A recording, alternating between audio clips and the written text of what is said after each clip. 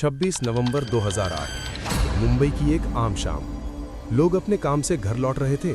Station पर भीड़ थी, होटल्स में मेहमान डिनर कर रहे थे। सब कुछ बिल्कुल नॉर्मल लग रहा था, लेकिन समुंदर के अंधेरे में एक ऐसी साजिश चल रही थी जो अगले 60 घंटों में पूरे देश को हिला देगी। ये कहानी है 2008 मुंबई अटैक्स की, एक ऐसी रात जो इंडिया कभी नहीं भूल सकता। रात के करीब 8 बजे 10 अटैकर्स एक छोटी बोट से मुंबई के कोस्ट पर उतरते हैं। उन्होंने पहले एक इंडियन फिशिंग बोट को हाईजैक किया था और फिर उसी रास्ते शहर में घुस आए। उनके पास ऑटोमेटिक वेपन्स, ग्रेनेड्स और एक क्लियर प्लान था। उनका मकसद सिर्फ अटैक करना नहीं, बल्कि डर फैलाना था। शहर में घुसते ही वो अलग अलग ग्रुप्स में बट गए और फिर शुरू हुआ एक कोऑर्डिनेटेड अटैक। सबसे पहला हमला होता है छत्रपति शिवाजी टर्मिनस पर, जहां हजारों लोग रोज की तरह अपनी ट्रेन्स का इंतजार कर रहे थे। अचानक गोलियों की आवाज गूंजती है। लोग समझ ही नहीं पाते कि हो क्या रहा है। कुछ ही मिनटों में स्टेशन एक डर का माहौल बन जाता है। इसके बाद अटैकर्स बढ़ते हैं दूसरी जगहों की तरफ। मुंबई के आइकॉनिक होटल्स भी उनका टारगेट बनते हैं। ताजमहल पैलेस होटल और ओबेरॉय ट्राइडेंट होटल पर हमला होता है। यहाँ देश और विदेश के लोग रुके हुए थे। अटैकर्स होटल के अंदर घुसकर लोगों को बंदी बना लेते हैं और कई जगहों पर आग भी लग जाती है।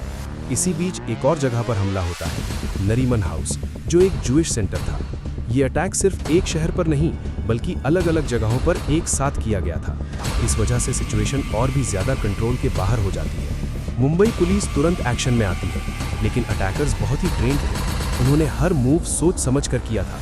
इस दौरान कई पुलिस ऑफिसर्स ने अपनी जान की परवाह किए बिना लोगों को बचाने की कोशिश की। उनमें से एक नाम था हेमंत करकरे, जो उस वक्त एंटी टेररिज्म स्क्वाड के चीफ थे। उन्होंने और उनकी टीम ने अटैकर्स का सामना किया, लेकिन इस एनकाउंटर में उनकी जान चली गई। उनकी कुर्बानी आज भी याद की जाती है। सिचुएशन धीरे धीरे और सीरियस होती जा रही थी, इसलिए इंडिया के elite commandos national security guard को बुलाया गया। एनएसजी कमांडोज दिल्ली से मुंबई पहुंचते हैं और फिर शुरू होता है एक लॉन्ग ऑपरेशन। ताज होटल के अंदर लोग फंसे हुए थे। हर फ्लोर पर डेंजर था। कमांडोज को हर रूम चेक करना पड़ रहा था। ओबेरॉय होटल में भी रेस्क्यू ऑपरेशन चल रहा था। हर जगह टेंशन, अनसर्टेनिटी और डर का माहौल था, लेकिन कमांडोज एक एक करके सिचुएशन को कंट्रोल करने लगते हैं। इस पूरे ऑपरेशन को कंप्लीट होने में लगभग 60 घंटे लगते हैं। 3 दिन तक मुंबई एक बैटलफील्ड बना रहा। फाइनली सिक्योरिटी फोर्सेस अटैकर्स को खत्म कर देते हैं, लेकिन इस अटैक का नुकसान बहुत बड़ा था। 166 लोगों की जान चली गई और 300 से ज्यादा लोग इंजर्ड हुए। ये सिर्फ नंबर्स नहीं थे, ये फैमिलीज थी, सपने थे, जिंदगियां थी जो एक ही रात में बदल गईं। 10 अटैकर्स में से सिर्फ एक जिंदा पकड़ा गया, जिसका नाम था अजमल कसम। उसे बाद में कोर्ट में ट्रायल हुआ और 2012 में उसे सजाए मौत दी गई। 26/11 के बाद इंडिया ने अपनी सिक्योरिटी सिस्टम को और स्ट्रॉन्ग बनाया। कोस्टल सिक्योरिटी बढ़ाई गई और काउंटर टेररिज्म मेजर्स को अपग्रेड किया गया। लेकिन जो यादें और दर्द इस अटैक ने दिया, वो आज भी लोगों के दिल में जिंदा है।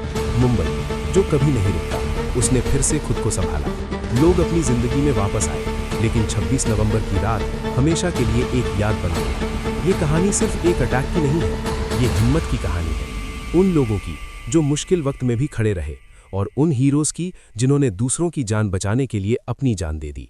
और आज भी एक सवाल हम सबके सामने खड़ा है, क्या हमने उस रात से कुछ सीखा और क्या हम ऐसे खतरों के लिए तैयार हैं?